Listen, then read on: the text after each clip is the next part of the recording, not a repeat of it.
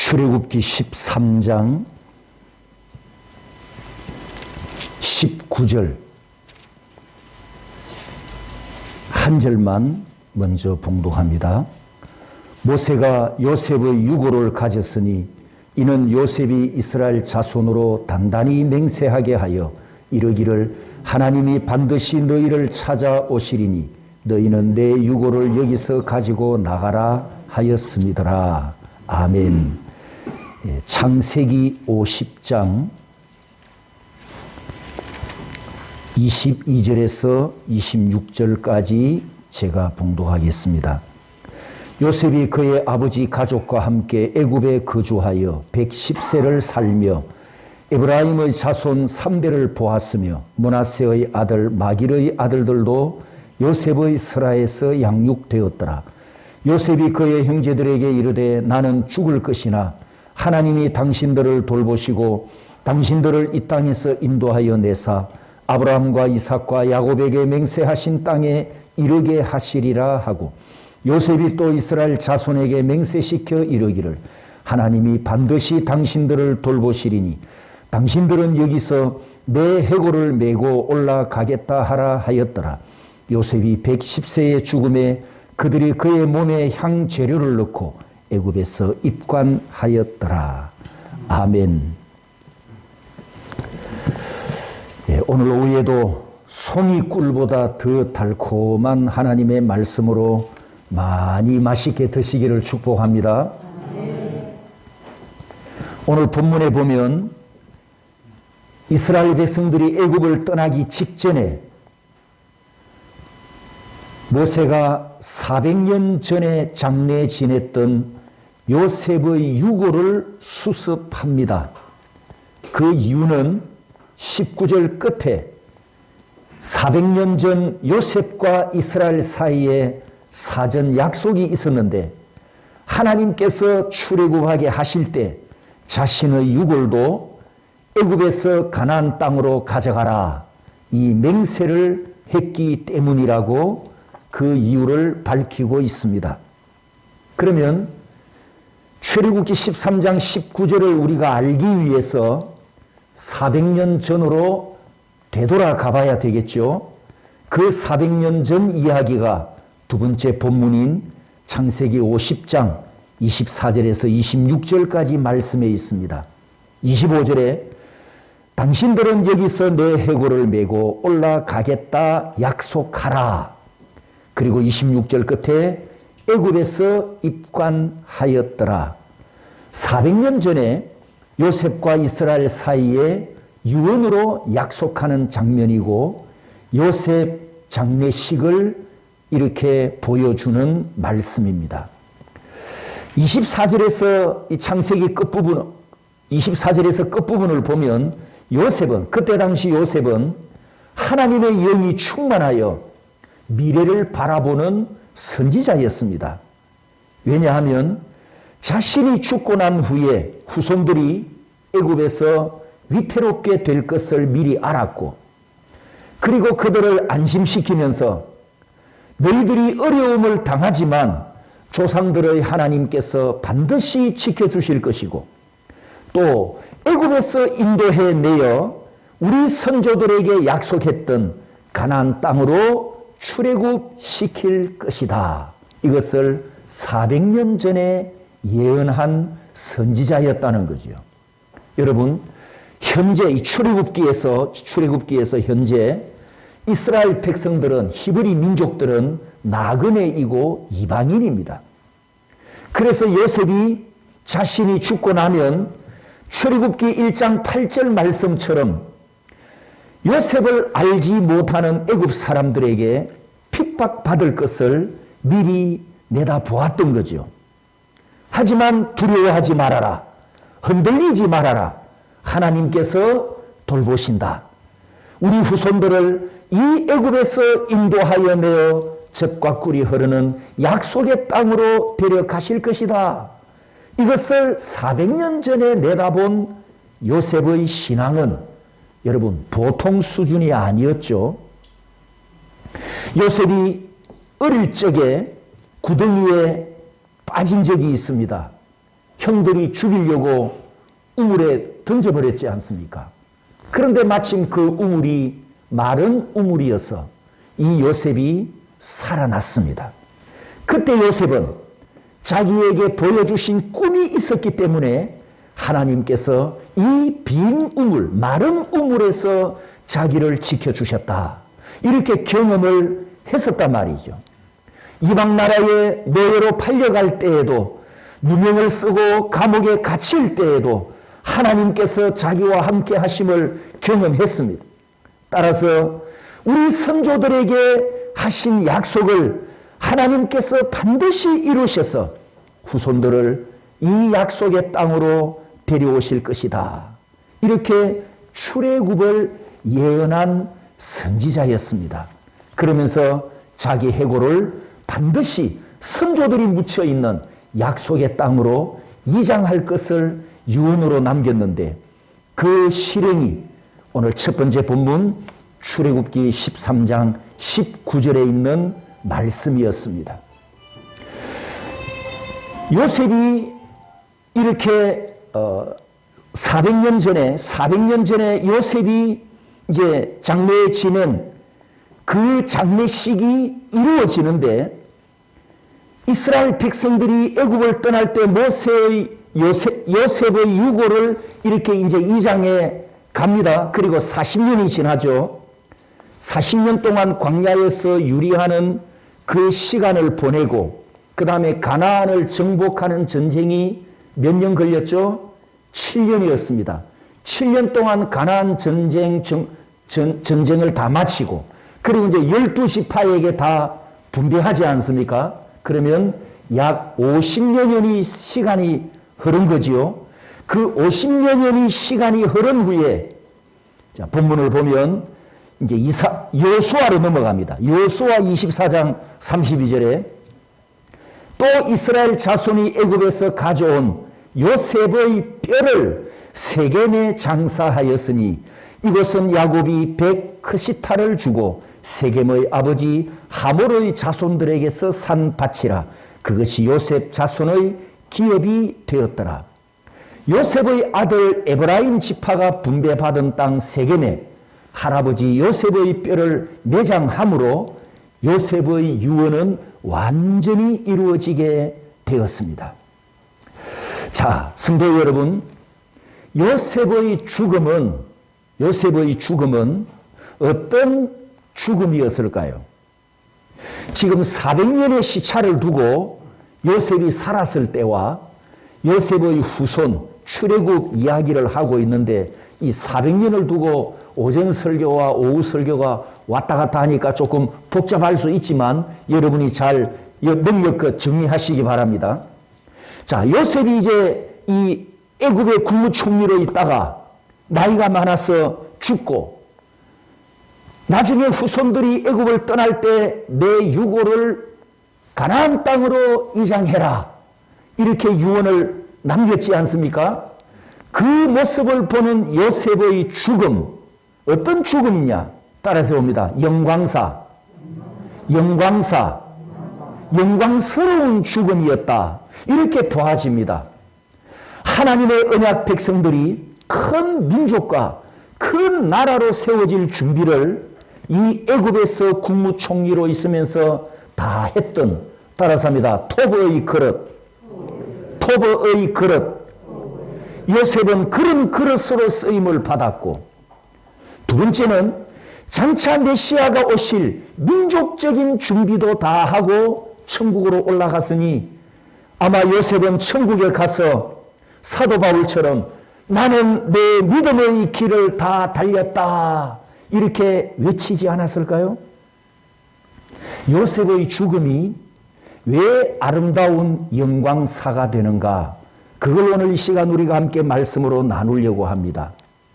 여러분, 요셉은 애굽에서 권력과 영광과 부와 명예를 한없이 누렸습니다. 땅에서 누릴 수 있는 것은 다 누리는 복을 받았잖아요. 하지만 요셉에게 이 애굽이 천국이 아니었습니다. 요셉의 마음속에는 내가 돌아가야 할 뭐가 있다? 따라서 합니다. 본향. 본향.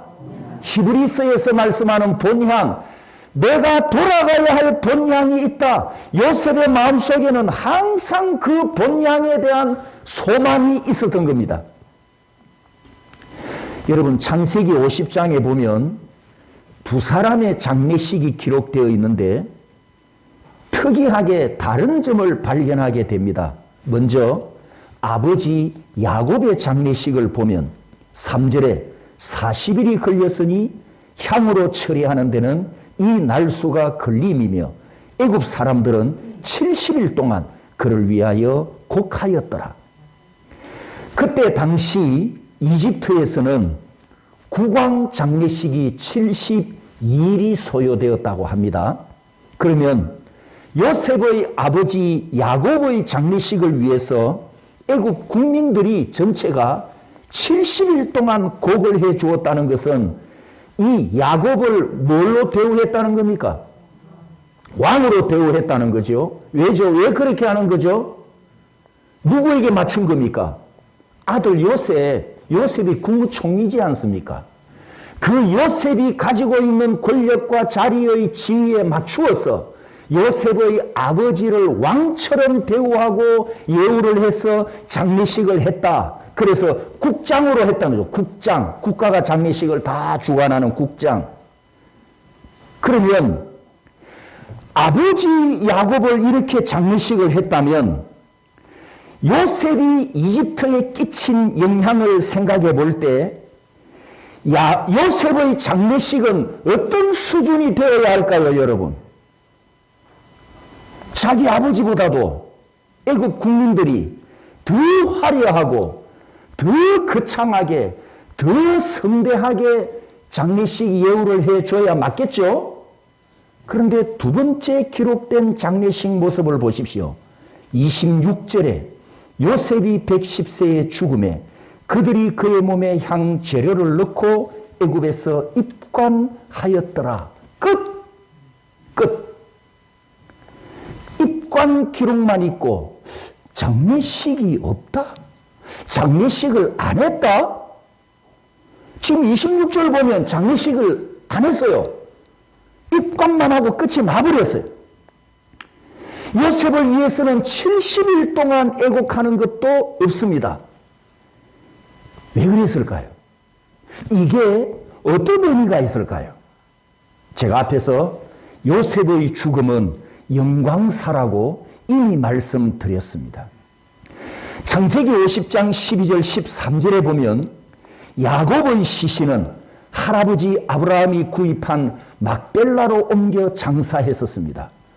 여러분, 이 이집트에서 지도를 기억나시죠? 지중해 해변을 따라서 지금 국장을 치르는데 야곱의 시신을 애굽에서 고센 땅에서 가나안 땅 세겜까지 운구를 하는데 이집트 강대국의 국장 장례식이니까 그 행렬이 얼마나 거대했겠습니까? 상상이 되십니까? 그 장례식을 지금 거창하게 했단 말이에요. 그러면 요셉은 왜 이렇게 입관만 하고 끝이었느냐? 만약에 요셉이 국무총리로 있다가 사망을 했는데 애굽에서 장례식을 한다면 요셉을 어디에 묻어야 했을까요? 예? 요셉이 국무총리였지 않습니까? 세계 각국의 곡물을 수출해서 벌어들인 수익은 이 이집트 나라의 어마어마한 국고가 되었지 않습니까? 이집트 국민들이 7년 동안 흉년을 만났지만 미리 7년 풍년이 왔을 때 요셉이 곡식 창고를 지어놓고 미리 곡식을 다 저장해 두었기 때문에 이집트 국민들은 굶지 않고 7년 흉년도 지혜롭게 잘 넘어갔잖아요. 이게 다 누구 덕분입니까? 국무총리 요셉 덕분이었거든요. 그러면 보디발의 집에 요셉이 복덩이였듯이 이 요셉은 이집트 국가에도 복덩이 같은 존재잖아요. 그런 요셉이 세상을 떠났는데 애국 국민들이 어떻게 예우를 해줘야 합니까? 거대한 피라미드를 세우고 왕들이 묻는 장례식처럼 요셉도 그렇게 안장하면서 금과 은과 부귀와 모든 귀금속들, 그리고 평소에 요셉이 사용했던 그 값나가는 장신구 여러 가지 생활용품들을 부장품으로 이 무덤에 다 함께 묻어줘야 하지 않습니까? 자, 애굽에서 요셉은 왕으로 대우받기에 자격이 있다 없다? 충분히 있는 거죠. 그런데 요셉은 따라서 합니다. 애굽에서 입관하였더라. 그리고 끝. 요셉은 이 이집트에서 그 모든 영광, 자기가 대우를 받을 수 있는, 예우를 받을 수 있는 모든 영광을 다 거부해버렸어요. 피라미드도 거부하고 부장품도 거부하고 오직 입관만 하고 끝이 났습니다. 이유가 뭐라고요? 요셉이 뭘 소망했다고요? 따라서 합니다. 본향. 요셉에게는 본향이 따로 있었기 때문에 이 이집트가 머물 곳이 아니었다는 거예요. 이 이집트가 영원한 안식처가 아니었다는 겁니다. 25절에 보면 이런 말씀이 있습니다. 요셉이 또 이스라엘 자손에게 맹세시켜 이르기를 하나님이 반드시 당신들을 돌보시리니 당신들은 여기서 내 해골을 메고 올라가겠다 약속하라. 요셉이 자녀들과 맹세하면서 남긴 유언이 후손들이 가나안 땅으로 갈 때 내 시신도 가져가라. 이걸 지금 약속하고 유언을 남기는 겁니다. 성도 여러분, 요셉이 강대국 권력을 가진 2인자로 부귀와 명예와 화려한 모든 것을 다 누렸지만 여전히 산 소망으로 품고 있었던 안식처는 조상들이 하나님께 약속으로 받았던 가나안 땅이었습니다. 족장들이, 구약의 족장들이 약속의 땅 가나안에 묻히기를 원했던 이 소망은 구약 성도들의 천국관이었습니다. 구약 성도들의 천국관은 하나님께서 약속으로 주신 가나안 땅에 묻히는 거예요. 거기 묻혀 있다가 메시아가 오시면 메시아의 나라가 세워질 때 그들은 부활할 것을 소망했단 말이에요. 이것이 구약 성도들의 천국관이었어요. 우리 신약교회 성도들은 이 땅에서 죽고 나면 어디를 가기를 소망합니까? 여러분 어디를 소망하고 있습니까? 우리는 영원한 천국이잖아요. 저 새하늘과 새 땅, 주님이 준비하고 계시는 하늘에 있는 새 예루살렘, 우리는 거기에 대한 천국관, 소망을 가지고 있는 것과 구약 성도들이 약속의 땅에 묻히기를 바라는 천국관과 똑같은 거예요. 지금 같은 거. 우리와 같은 소망이었다는 거죠. 창세기 책을 시작할 때, 창세기를 시작할 때 영원한 천국을 모형하는 에덴 동산을 보여주셨는데 창세기를 마칠 때 두 족장의 해피엔딩은 본향을 소망하는 나그네 모습을 우리에게 보여주고 있습니다. 훗날 히브리서 기자가 요셉의 두 가지 믿음을 증언하기를 히브리서 11장 22절에 믿음으로 요셉은 임종시에 이스라엘 자손들이 떠날 것을 말하고 또 자기 뼈를 위하여 명하였으며 임종 때 보여준 요셉의 모습은 요한계시록의 모든 성도들이 마지막 종말에 임할 새하늘과 새 땅을 기다리는 그 모습과 똑같은 아름다운 영광사였다. 이것을 우리에게 증거하고 있습니다. 사랑하는 성도 여러분, 오늘 우리에게도 이 소망이 있습니까? 여러분, 본향으로 돌아가야 한다. 이런 믿음을 갖고 계십니까? 이 세상 것에 미련을 두지 않는 산 소망을 가지고 현재를 살아가고 있습니까? 아니면 예수님의 제자들이 변화산에서 예수님께 뭐라고 말하죠? 예수님, 여기가 젖사오니 초막을 지을까요? 이렇게 했던 것처럼 이 땅에서 사는 것이 좋고 이 땅에서 사는 것이 즐겁고 지금 먹고 마시며 살아가는 여기가 내 천국이다, 이렇게 생각하고 있습니까? 아니면 요셉처럼 우리에게는, 나에게는 인생 마지막에 돌아가야 할 본향, 주님이 나를 위하여 집을 짓고 있는 새하늘과 새 땅으로 가야 한다, 이 소망을 갖고 여러분 끝까지 살아가시기를 축복합니다. 오늘 두 번째 본문을 보면 요셉의 향년을 기록해 놓았습니다. 22절에 110세를 살며 26절에 110세의 죽음에라고 했습니다. 22절에서 23절까지 보면은 요셉이 110살까지 사는 동안에 에브라임 자손 3대를 보았고 므낫세의 아들 마길의 아들들도 요셉 스라에서 양육되었다, 이 표현을 보면 요셉이 따라서입니다. 무병장수. 22절과 23절은 지금 그런 분위기예요. 요셉이 무병장수할 것 같은 분위기입니다. 그런데 갑자기 26절에 22절과 같은 나이 110살에 사망했다, 이 슬픈 기록이 튀어나옵니다. 따라서 해봅니다. 살며 죽음에, 살며 죽음에. 살고 죽었는데 보낸 인생 연수가 똑같은 110살입니다. 아니, 조금 직전에 살며라고 했을 때 무병장수할 것 같이 펄펄하게 살아있을 때 나이가 110살이었는데 갑자기 110살의 죽음에 세상을 떠나버렸다는 거예요. 자, 이것을 나타내는 살며 죽음에, 이 말씀이 무엇을 의미하느냐? 무엇을 의미할까요? 삶의 순간과 죽음의 순간이 멀리 떨어져 있는 것이 아니고 붙어 있다는 것. 110살. 삶과 죽음이 따로따로 가는 것이 아니고 함께 가고 있다는 의미입니다. 하나님께서 이렇게 기록하신 것은 너희들이 세상에서 살아있다고 산 게 아니고 언제 죽음이 올지 모른다, 그러니 살아있다고 큰 소리 치지 말아라, 이걸 지금 말씀하는 거예요. 팔팔하게 젊은 30살이라고 큰 소리 치지 말아라. 누구든지 갑자기 죽음이 올 수 있다.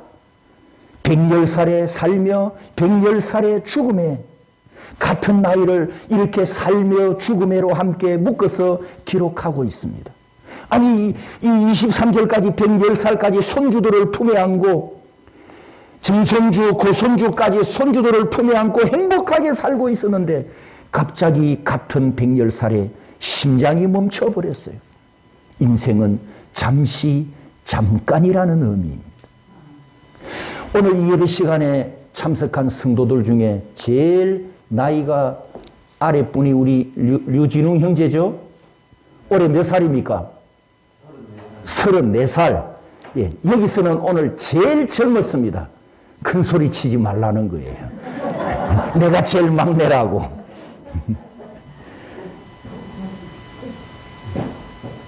요셉의 유언을 보면, 요셉의 유언을 잘 보시면 요셉은 자기가 은퇴하고 나서 국무총리로 있었지 않습니까?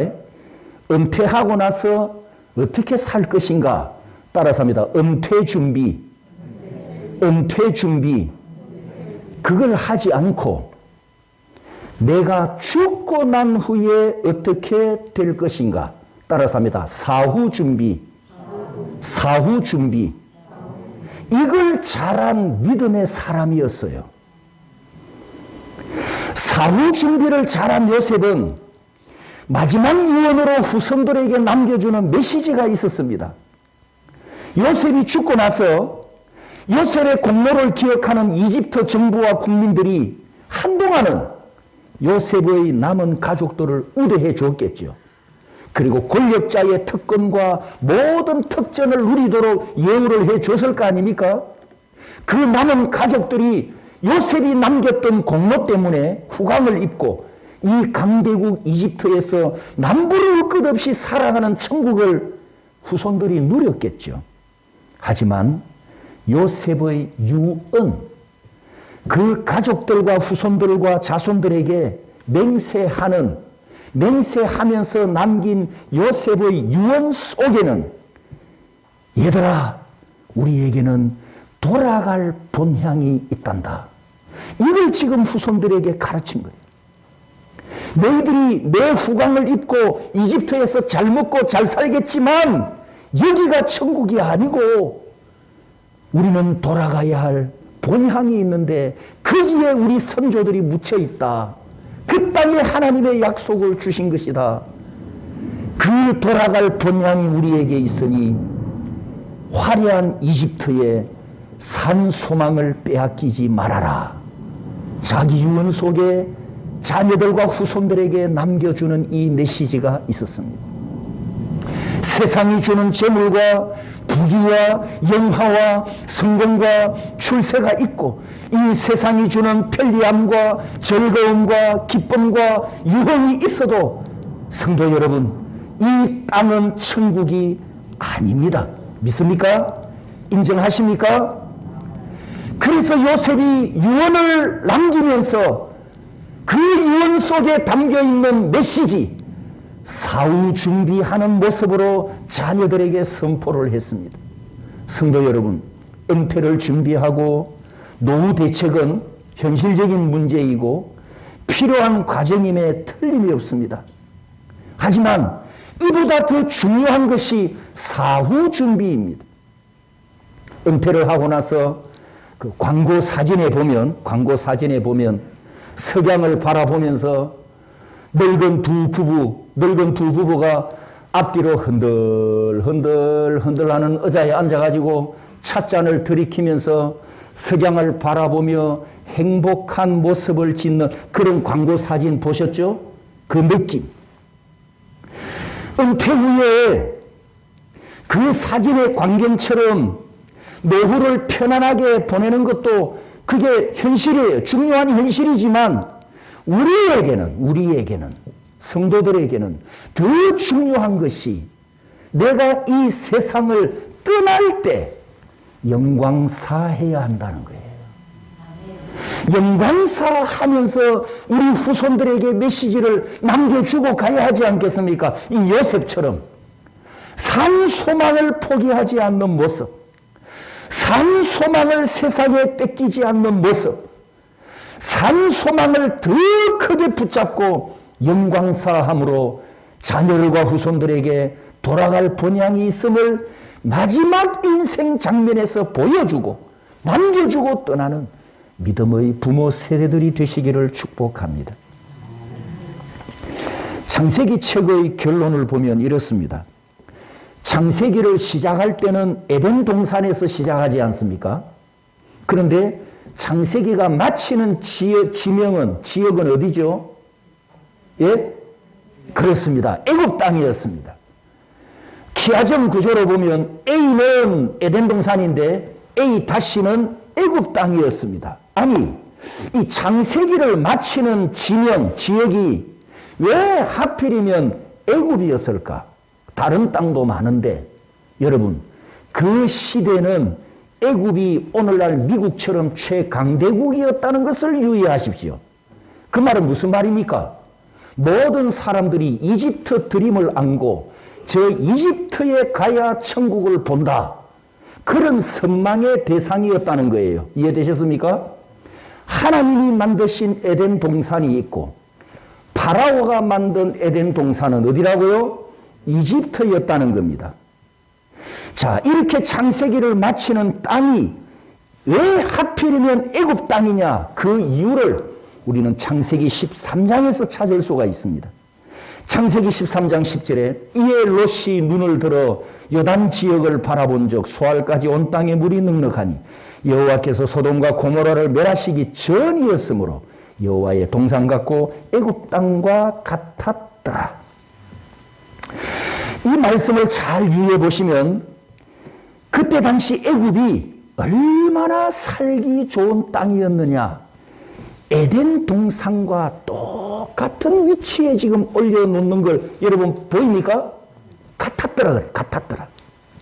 그러면 이 지금 세 지역이 다 같은 거예요. 에덴 동산과 마지막에 있는 애굽과 그 다음에 13장에 어디? 소돔 고모라. 이 세 개가 다 동일하게 얼마나 살기에 좋고 풍족하고 아름다운 곳이었으면 대등한 하나님이 지으신 에덴 동산과 대등한 위치에 지금 올려졌으니 그 소돔 고모라를 보고 소돔 고모라를 보는 순간에 눈과 마음이 뒤집어진 일, 롯의 심정이 이해가 된단 말이죠. 저는 제주도만 가도 마음이 벌렁벌렁해져 가지고 나오기가 싫던데 이 에덴 동산 같은 소돔 고모라, 에덴 동산 같은 이집트, 여기에 평생 살고 싶지, 나오기 싫지, 천국이지. 바로 여기에 위험한 함정이 있었잖아요. 함정이. 아까 10절에 뭐라고 했죠? 소돔과 고모라를 멸하시기 전이었으므로. 19장에 가보면 소돔 고모라와 애굽 땅이 살기 좋은 에덴 동산 같았지만 여호와가 불을 소돔과 고모라에 비같이 내리사 모든 백성과 땅에 난 것을 다 엎어 멸하셨더라. 그럼 이제 공식이 달라지는 겁니다. 에덴 동산과 애굽 땅과 소돔 고모라가 같았다. 이렇게 공식이 앞에 있었는데 이제 19장에 의해서 이 공식이 어떻게 바뀌어집니까? 소돔 고모라가 멸망을 받았으면 애굽 땅도 무슨 성? 따라서 합니다. 장망성. 장망성. 소돔 고모라가 유황불의 심판을 받았듯이 애굽 땅도 결국 때가 되면 무슨 성? 영원한 성이 아니고 영원히 안식할 천국이 아니고 장망성이다. 이걸 지금 창세기 13장 10절이 말씀하고 있지 않습니까? 소돔 고모라처럼 멸망받을 운명임을 알아야 합니다. 성도 여러분, 내가 살고 있는 이 세상의 운명은 어떻게 될 것 같습니까? 우리가 살고 있는 대한민국 운명은 어떻게 될까요? 지금 외국인들이 코리아 드림을 안고 한국에 들어오려고 애를 쓰고 있습니다. 외국인들은 대한민국이 살기 좋은 나라라고 부러워합니다. 살기 좋은 나라 대한민국, 에덴 동산일까요? 아니면 소돔 고모라처럼 장망성일까요? 대한민국을 육신의 눈으로 끝배기만 보면 속습니다. 그러나 영안으로 바라보면 이 세상 모든 나라들은 소돔 고모라처럼 장망성입니다. 요한계시록에는 이 세상 모든 나라들을 하나로 묶어서 표현하죠. 뭐라고 합니까? 따라서 합니다. 바벨론. 요한계시록에는 마지막 종말에 이 세상 모든 나라를 딱 하나로 묶어서 창세기 11장에 등장했던 바벨론이라고 부르면서 따라서 합니다. 무너지는 바벨론. 요한계시록은 바벨론의 마지막 운명이 무너지는 바벨론을 예언해 놓았단 말이죠. 성도 여러분, 우리 눈에는 에덴 동산 같고 애굽 땅 같은 대한민국일지라도 이것은 우리가 영원히 안주할 도성이 아님을 믿으십시오. 그러므로 창세기 끝에 등장하는 이 애굽 땅을 바라보지 말고 이 세상을 바라보지 말고 성경책 끝에 등장하는 마지막 끝에 등장하는 어디죠? 따라서 합니다. 새하늘과 새 땅. 에덴 동산으로 창세기를 시작해서 새하늘과 새 땅으로 끝이 나는 이 마지막 안식처를 우리가 바라보고 소망하면서 영광사해야 하지 않겠습니까? 이 땅은 떠나야 할 땅입니다. 이곳은 영원한 안식처가 아닙니다. 그러니 이 세상에서 70년, 80년 사는 동안에 여러분, 나그네 인생, 우리가 이 땅에서 이 나그네 인생에 필요한 만큼만 가지고 살아가십시오.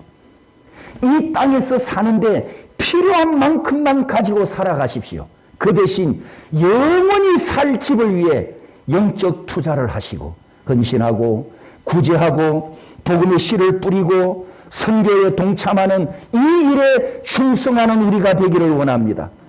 소돔 고모라처럼 불에 타서 재가 될 집을 짓지 말고 영원히 타지 않을 집, 하늘의 건축 중인 영원한 집을 소망하는 신령한 여러분이 되시기를 주님의 이름으로 축복합니다. 그래서 오늘 본문을 읽은 출애굽기 13장에서 후손들이 요셉의 유고를 애굽에서 가나안 땅으로 이장함으로 창세기 50장에서 요셉이 가졌던 헤븐 드림이 드디어 이루어진 것을 우리가 봅니다. 영원한 천국을 소망하는 여러분의 꿈이 예수 그리스도 안에서 이루어지는 복 받으시기를 주님의 이름으로 축복합니다.